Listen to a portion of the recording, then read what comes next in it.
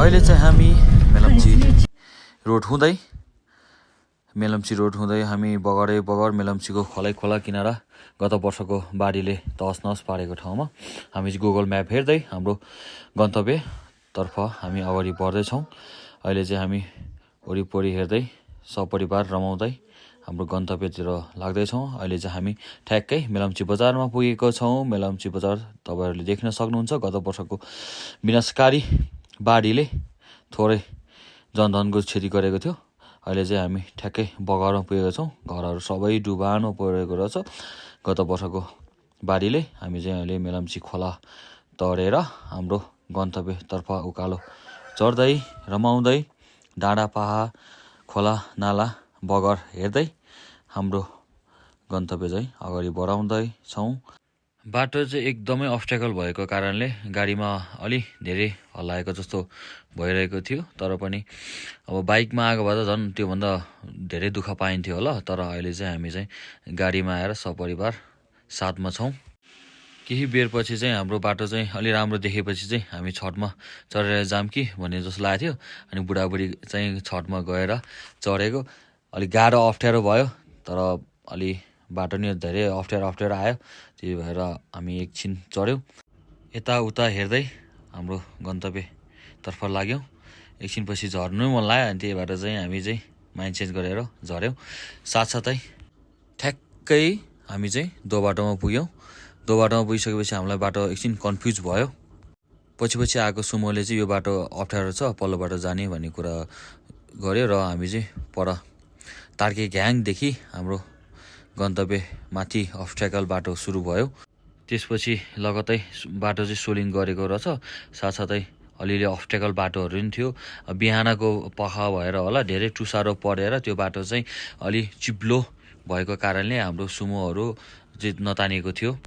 तर हाम्रो चाहिँ 4 व्हिल भएर तान्न सफल भयो। त्यसपछि लगतै केही समयपछि हामी ठ्याक्कै आमा याङ्री बेस क्याम्पमा पुग्यौँ। उता यता अब अहिले चाहिँ त्यो बेलामा चाहिँ ठ्याक्कै बादल लागेको थियो। अब बादल आएर त्यति राम्रो भ्यू त देखेको थिएन। हामीले चाहिँ 3 दिन अगाडि नै चमेथङ रिसोर्ट बुक गरिसकेको थियौँ। त्यही भएर हामीलाई चेक इन गर्नको लागि चाहिँ एकदम सजिलो भयो।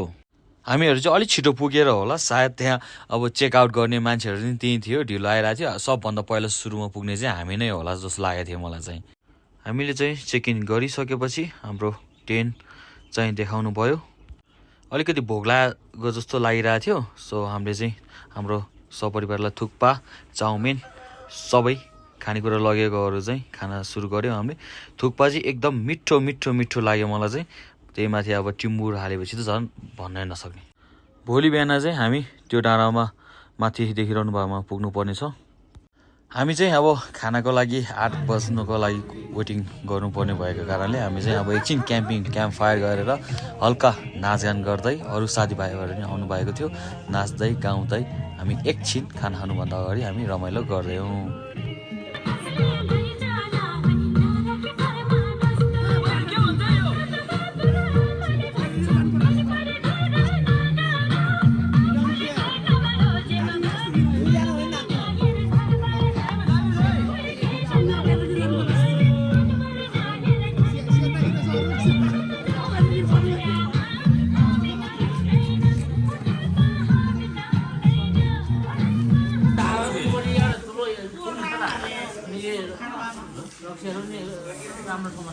चाहिँ अब डिनर टाइम भयो छ।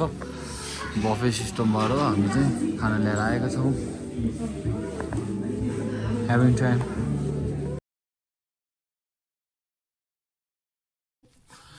सो अहिले चाहिँ हामी बिहानको 4 बजिसक्यो। ठिकै 4 बजेको रहेछ। सो हामी चाहिँ अब जुत्ता सुत्ता लगाएर रेडी हुँदैछौँ। सो सनराइज त हेर्नु पऱ्यो नि त। त्यही भएर सबैजना चट्ट भरेर बेलामै माथि पुगिसकेपछि एकदम फ्रेस तरिकाले भिडियो फोटो जति खिचिने हुन्छ नि त। त्यही भएर चाहिँ छिटो रेडी भयो। छिटो पुगेपछि आनन्द। त्यही भएर चाहिँ 4 बजी उठेर हामी चाहिँ जाँदैछौँ। अहिले तपाईँहरूले देख्न सक्नुहुन्छ त्यो माथि पिलपिल बत्ती बल्ने ठाउँ हो। त्यसको मुनि राति नै मान्छे उठेर हिँडिसक्यो सनराइज हेर्नको लागि। सो हामी पनि रेडी हुँदैछौँ।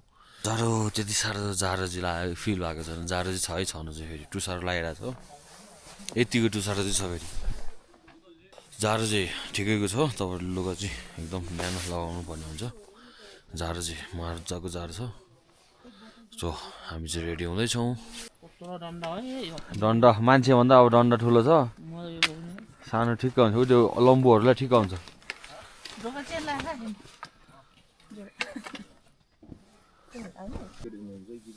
मान्छे जस्तो लाठी नि त्यति लामो नै छ लाउडी ठिक अब त्यो माथि बत्ती बल्ने ठाउँमा जानु सक्छ सक्दैन भनेर हेरिरहेछ नि रेडी भइसकेको छौँ अहिले चाहिँ मलाई चाहिँ पन्जाको याद आइरहेछ आई रियली मिस यु पन्जा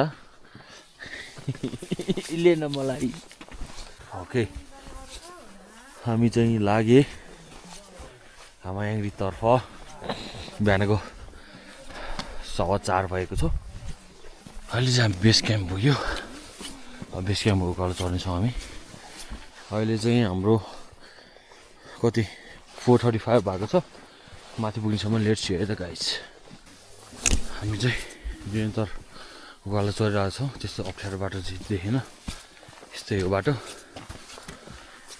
सबैजना हेर्दै छौँ जुन गिरीको ताँती चाहिँ मान्छेहरू हिँड्दैछ सबैजना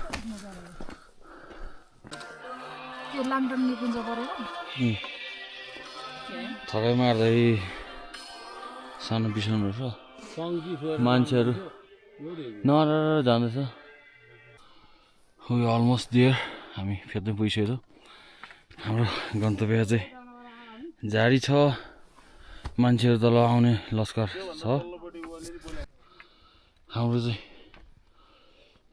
यात्रा निरन्तर छ बिस्तारै उज्यालोको किरणहरू आउँदैछन् ए तलबाट आउनेको ताँती कमिलाको ताँती चाहिँ छ मान्छेहरू अब चाहिँ त्यो माथि डाँडामा हामी अलमोस्ट दियर होइन मान्छेहरूको ताँती हेर्नु होला तपाईँहरूले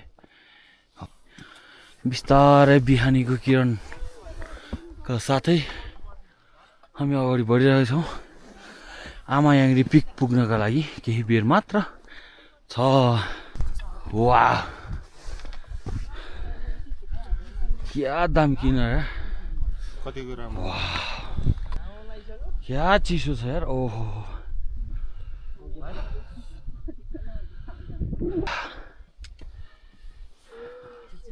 हिमालयन रेन्ज दिइरहेछ बुबाल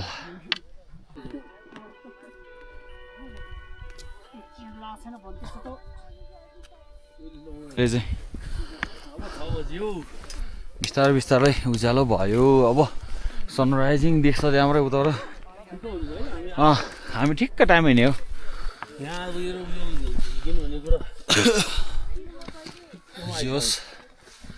उकाली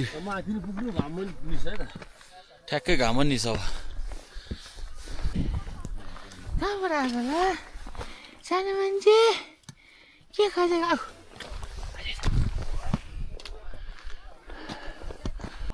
यहाँबाट देख्छ हामीले छमेथाङ यतापट्टिको आमायाङरी बेस क्याम्प त्यता छमेथाङ रिसोर्ट त्यता सो हामी चाहिँ अलमोस्ट दियर अब यहाँबाट पिकमा पुग्नु लागेपछि हामी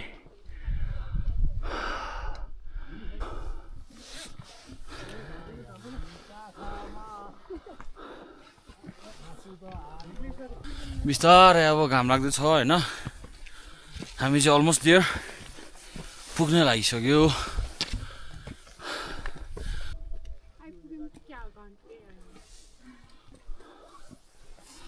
हिँड्ने बिस्तारै पारे सारौँ डाँफे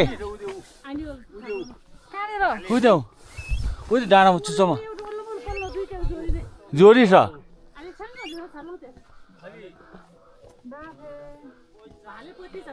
भालेपोथी रहेछ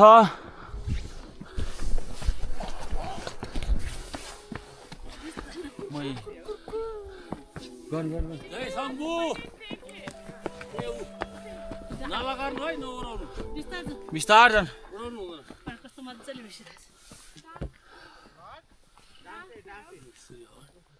डाँफे चाहिँ नाच्ने बल्ल तल्ल हामी 1.5 घन्टा 2 घन्टाको समय पश्चात हामी चाहिँ आमायाङरीको पिक देख्न सफल भयौँ हामी। उता यता हेर्दाखेरि यति बबल भन्नै नसक्ने के। वाउ बल्ल स्वर्गको टुप्पामा एउटा टुक्रामा पुगेकै फिल भयो नि त त्यो बेलामा चाहिँ मलाई पुग्यो।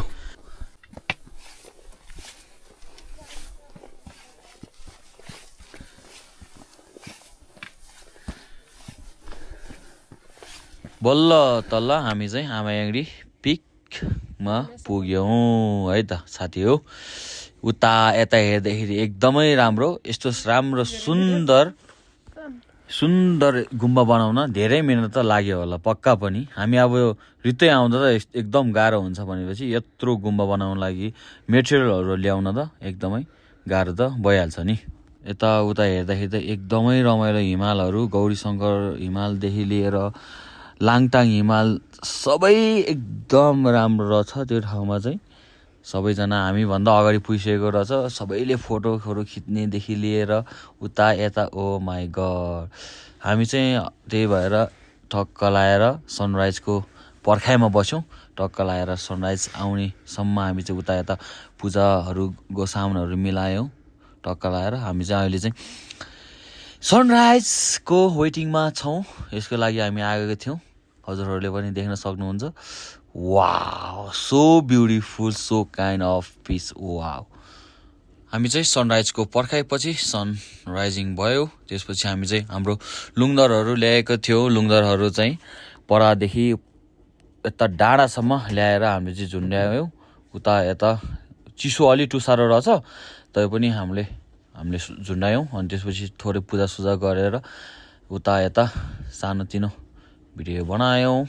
एकदम शान्त थियो, एकदम माइन्ड पिस भयो। Wow this is so amazing views.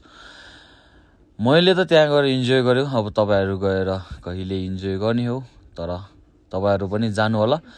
तर तल बाटोहरूमा केही छैन, त्यहाँ पुगेपछि एकदम बवाल छ। हाम्रो चाहिँ यहाँ पवले पूजाआजा सुरु गरेको छौँ। सबै लुङदरहरू झुन्डाइसकेपछि पूजा गर्नुपर्ने भएको कारणले हामीले चाहिँ के स्यो लार गेलो भनेर चाहिँ हाम्रो पूजाआजा के मन्त्र हो अब गर्नुभयो। मम्मी पव हानी हामी दिदी सबैजना मिलेर हामीले चाहिँ पूजा सम्पन्न गऱ्यौँ। के स्यो लार गेलो के स्यो भन्दै।